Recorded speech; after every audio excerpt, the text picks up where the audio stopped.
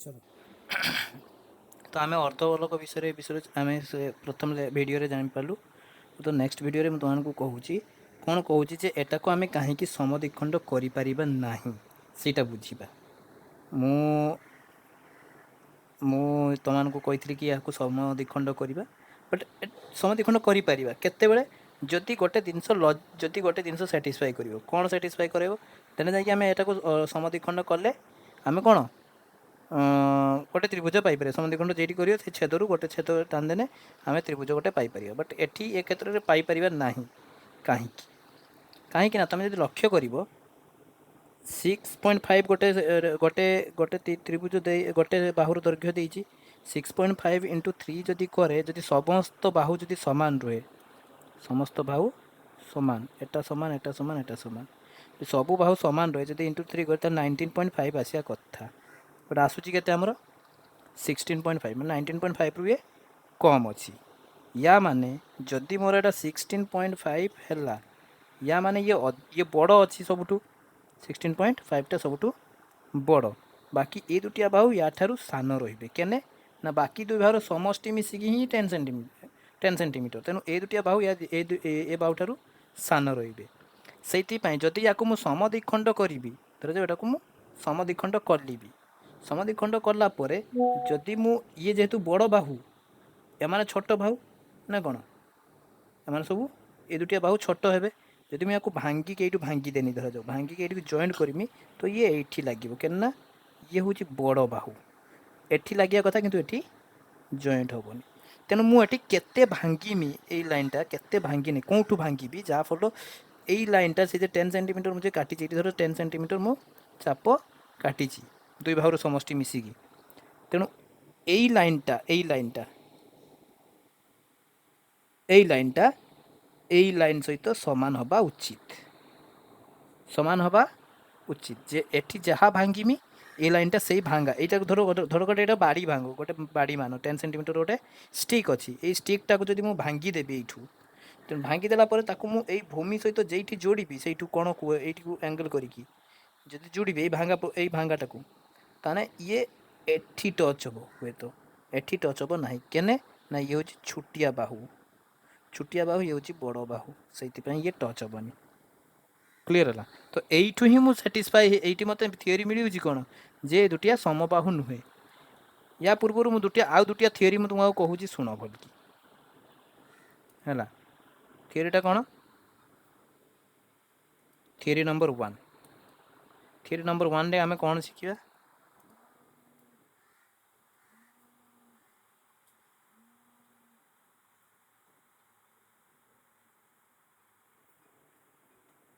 Theory number 1 रे कौन शिखा जे theory number 1 रे थीओरी नंबर 1 रे कौन शिखा थीओरी 1 रे कौन शिखिला आमे चलो थीओरी 1 रे आमे जान जे तीन कोणर तीन तीन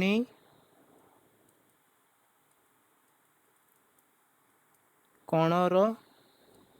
परिमाण मानर समष्टि केते हेबो 180 डिग्री तीन कोणर परिमाण समष्टि 180 डिग्री ये प्रथम थीओरी थीओरी 2 कौन जानिबा त्रिभुज उपर आ थीओरी 2 कौन जानिबा थीओरी 2 रे कौन जे तीन कोणर परिमाण समष्टि 180 डिग्री किंतु जदि प्रत्येक कोण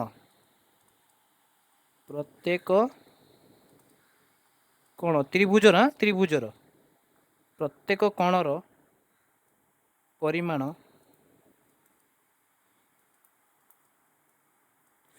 समान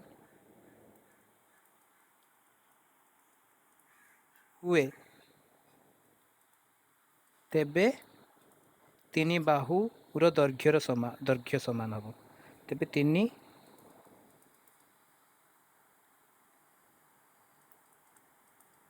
बाहुर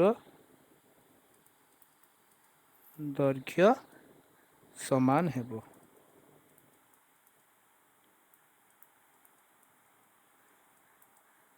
क्लीयर है? अच्छा एटा केमती बुझिया धर जाओ तीन कोणर परिमाण समान माने कोन 60 degree plus 60 degree plus 60 degree यदि तीन कोणर परिमाण समान हुए माने 60 60 60 रहिबो तो जदि 60 60 डिग्री के आम जॉइंट करवा काटिबा ना ताने जदि तुम तार बाहु गुड़ाक मापिबो ये बाहु गुड़ाक भी समान हम एटा 60 डिग्री एटा 60 डिग्री ये भी 60 डिग्री तेणु बाहु गुड़ाक भी समान हम ये बाहु गुड़ाक समान रहा गोटे 2 नंबर थियरी आम जानलु 3 नंबर कौन शिखा 3 नंबर थियरी कौन कहे है ये सब नोट कर लब है नोट कर लब ये सब जिनस ये सब थियरी मुझे पचारि तेणु ये सब थियरी तुमको आसिया दरकार करुच्ची चलो 3 नंबर थियरी कौन कहे जदि गोटे लाइन को गोटे रेखा रेखा को समद्विखंड करवा जदि गोटे रेखा को समद्विखंड कले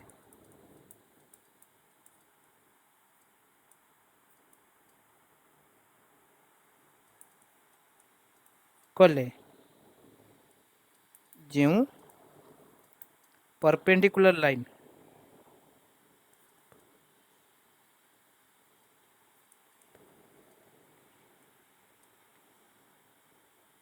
पर PARPEN परपेंडी CULAR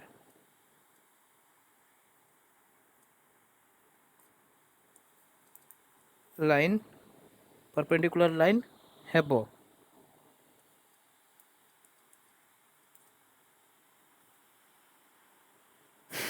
ताकू लागी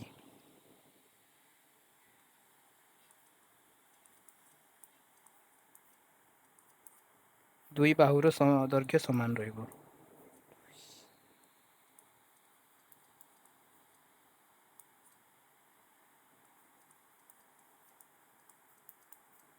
दैर्घ्य समान एटा टिके बुझीदेवा ए थियरीटा को कौन ए थियरीटा को टिके बुझीदेवा चलो एटा गोटे लाइन ना कौन ये लाइन को जदि आम समद्विखंड करवा एमती समद्विखंड करवा समद्विखंड करवा सॉरी लाइनटा मोर मिस करीगला कौन से एक अन्य मनस्क चलो मिस करुच्ची से अन्य मनस्क हबानी अन्य मनस्क आदु हबानी कॉन्सेंट्रेट कॉन्सेंट्रेट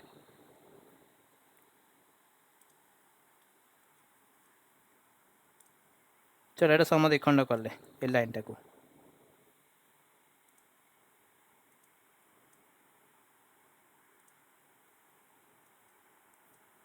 समद्विखंड कले समद्विखंड कले लापरे एटा हूँ परपेंडिकुलर लाइन बर्तमान एटा परपेंडिकुलर लाइन ना कौन बा कौन कौन 90 डिग्री को कौन कहती अनुपूरक कौन कौन कौन अनुपूरक कौन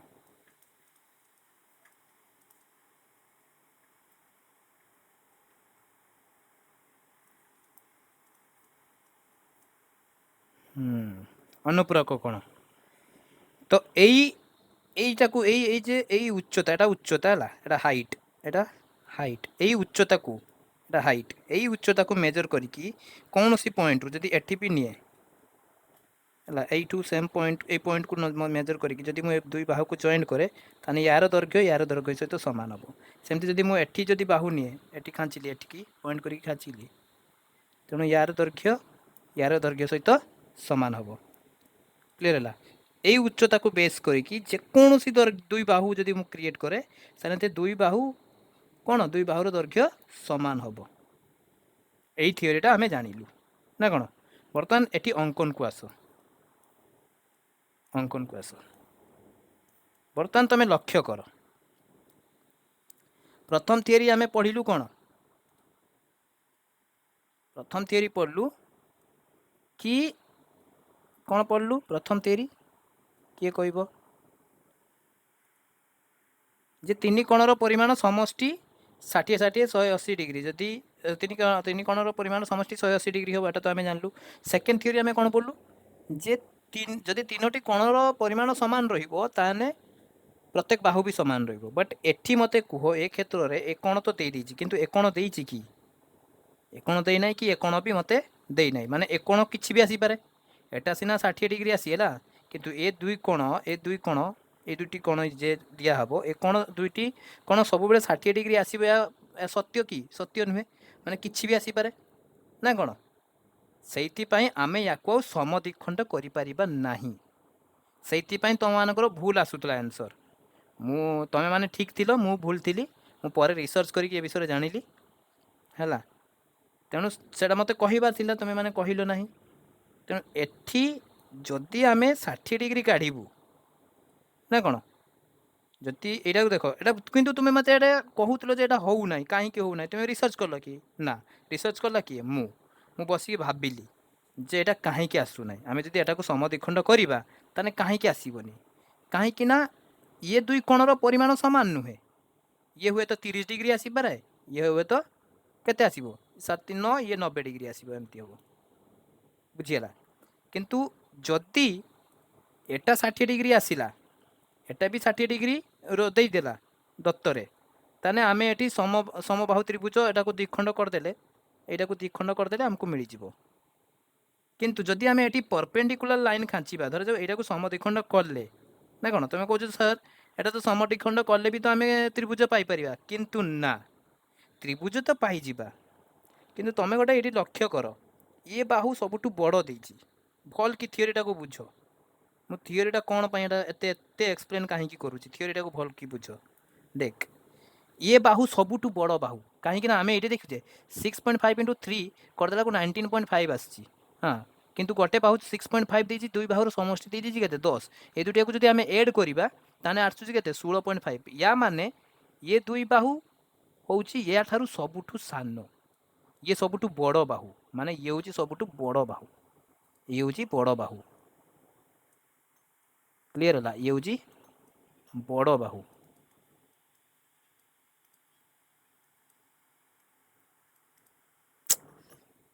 ଇଏ ହେଉଛି ଲାର୍ଜ ଲାଇନ୍, ବା ଏଠି ଲାର୍ଜ ଲାଇନ୍ ଦେଖିଦେବ, ଏଇଟା ଲାର୍ଜ। କ୍ଲିୟର ହେଲା?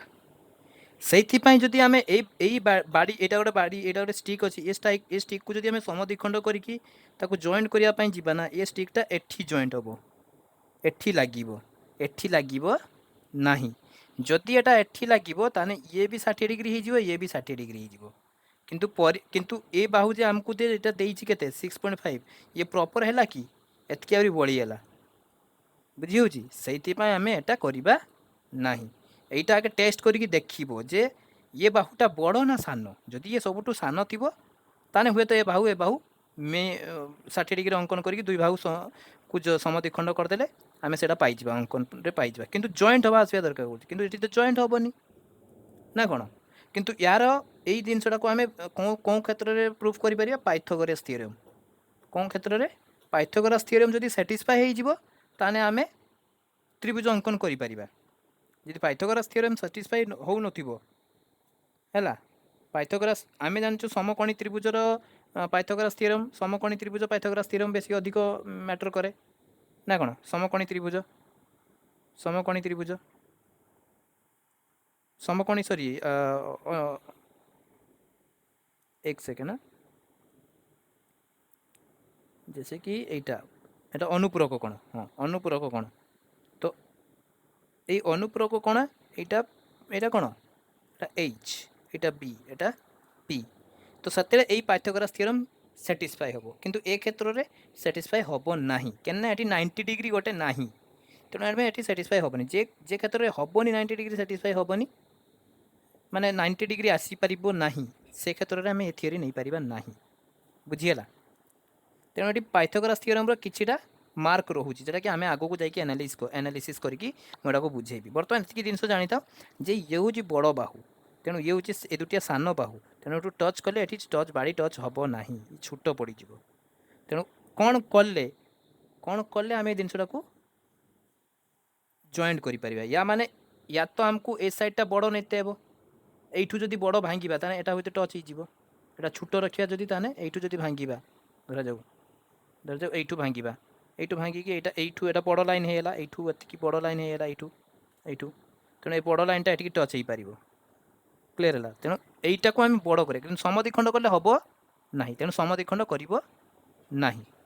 क्लियर है तो कौन करवा ताहारी को जेठी हम 10 सेंटीमीटर ताहारी को बेस करके गोटे इमेजिनरी लाइन क्रिएट करवा गोटे इमेजिनरी लाइन क्रिएट करके गोटे इमेजिनरी त्रिभुज अंकन करवा कौन करवा इमेजिनरी त्रिभुज देख भल कि माने इमेजिनरी माने एटा इमेजिन आम तैयारी कलु गोटे त्रिभुज से लाइन को बेस करके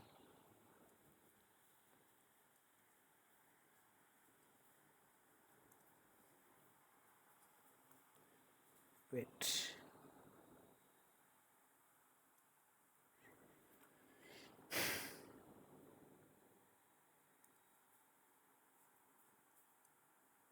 से लाइन को बेस करके मो सहित तुम मैंने भी सब ड्र कर इमेजिनरी लाइन क्रिएट करवा तेरी की मोर लाइन फालतू लाइन ना हो चलो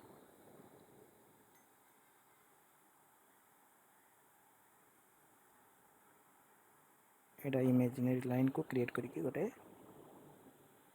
त्रिभुज अंकन कले है जॉइंट से हम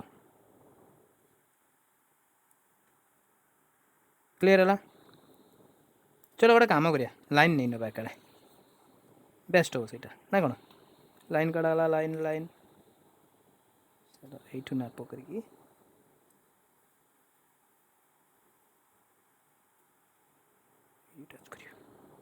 क्लियर है ना गोटे त्रिभुज अंकन करवा बर्तमान यही लाइन को आम समद्विखंड करिया यही लाइन को समद्विखंड कहीं करवा तार भी लॉजिक अच्छी बुझा से बर्तमान बुझ ये थियोरी ये थियोरी को सब बेस करुचे ये थियोरी जे मुझे लिखिदेनी ये थियोरी को बेस करके सब जिनस हम ये तीन टा थियोरी मुझे त्रिभुजर बर्तमान देली है ये थियोरी को बेस करके बर्तमान यहाँ आम देखा चलो परीक्षा करी देखिए बर्तमान बर्तमान देख यू चाप नहीं कि या समद्विखंड कर आउ या समद्विखंड ये लाइन टाक समद्विखंड कल समद्विखंड कलापर ये 90 डिग्री क्रिएट हम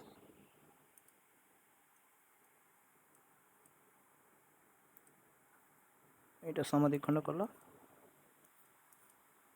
ये 90 डिग्री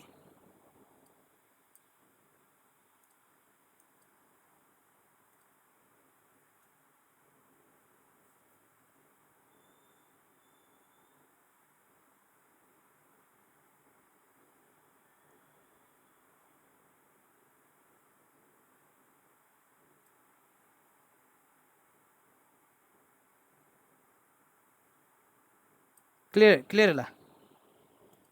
बर्तमान देख ये एटा 90 डिग्री पूरा 90 डिग्री है एटा 90 डिग्री बर्तमान से जे आम थियरी को देखी जे 90 डिग्री करदेला जे ये काटो ए बाहुर दैर्घ्य ये बाहुर दैर्घ्य यू को जॉइंट कले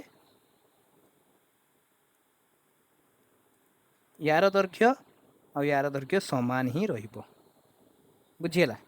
ये दुटा सामान रहिबो कहीं 90 डिग्री परपेंडिकुलर आम काटिदेलु यू एटा उच्चता ये उच्चता को बेस करके गोटे जदि बाहु आम काढ़ा दुई बाहुर दैर्घ्य सामान रहिबो एटा थियोरी नंबर 3 रे पढ़ी ना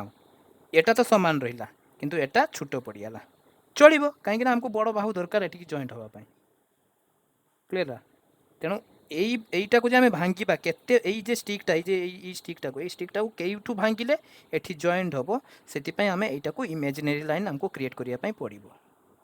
तेणु इमेजिनरी लाइन क्रिएट करी आम यही लाइन टाक भांगा जेठी टच हम से लाइन टाक टच है से लाइन टाक बेस करके आम तो एटा को ये आम 10 सेंटीमीटर काटी गोटे ए डैश लिखिदेव ये ए एटा बी एटा सी तो अतएव कौन लिख अतएव लिख अतएवटा लिख कौन अतएव अतएव ए बी सी एक आवश्यक त्रिभुज बा एमती ताको एमती लिखिपार एबीसी एक आवश्यक त्रिभुज जार जार तापर जहाँ जहाँ मिलला तुम एटा मापिदेव भी बर्तमान देख जो मापिब ना ताने एक कोणर परिमाण एटा नाम देदेव एटा केस ए देइछे आम अलरेडी एटा कौन एटा सी एटा बी स्मॉल लेटर बी तेणु बी बी रो दैर्घ्य आउ सी रो दैर्घ्य तुम जदि जुग करिवो ताने सेटा 10 सेंटीमीटर आसीबो एथरो हैला बी प्लस सी मापिकी स्केल मापिकी एटा को देखिबो B plus C equal to 10 centimetre आसीबो एई जिनसटा को मु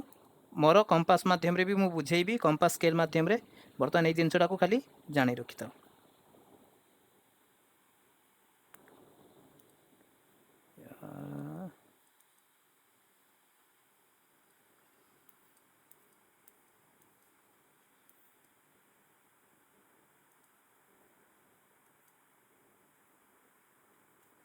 हैला चलो बर्तमान आ गोटे जिनस रहा तुम अतएव अतएव कौन लिख जार जार B C equal to 6.5 centimetre गोटे गला तापर बी सी गला तार ए बी केते मिलला हेटा लिखिबो तापर ए सी केते मिलला सेटा लिखिबो एवं मेजरमेंट ऑफ बी कोण equal to 60 degree answer clear है एतिकी स्टेप रे कंप्लीट हो गला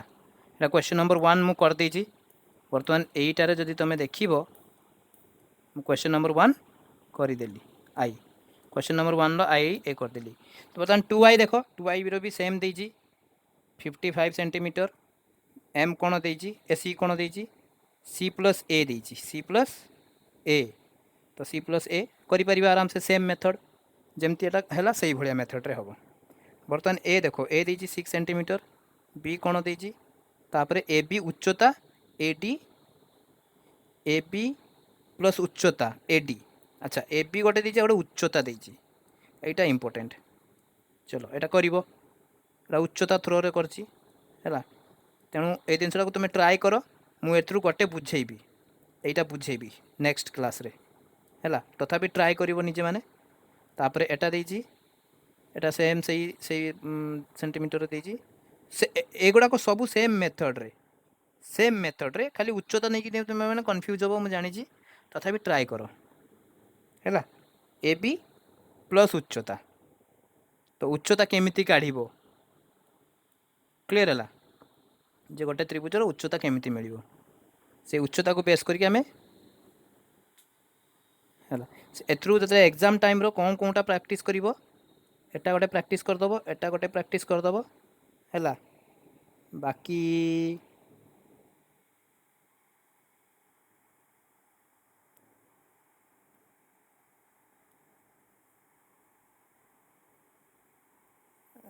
बाकी बाकी बाकी एटा गोटे प्रैक्टिस करिवो एटा गोटे प्रैक्टिस करिवो हैला एग्जाम रे एग्जाम एगला सब टिक मार्क कर दियो हैला आ 2 नंबरटा तो प्रैक्टिस करिवो तो एग्जाम रे 1 2 3 4 एतकी प्रैक्टिस करके जीवो क्लियर है चलो आज का सेतिकी थाओ फिर मिलते हैं नेक्स्ट क्लास में thank you take care bye bye.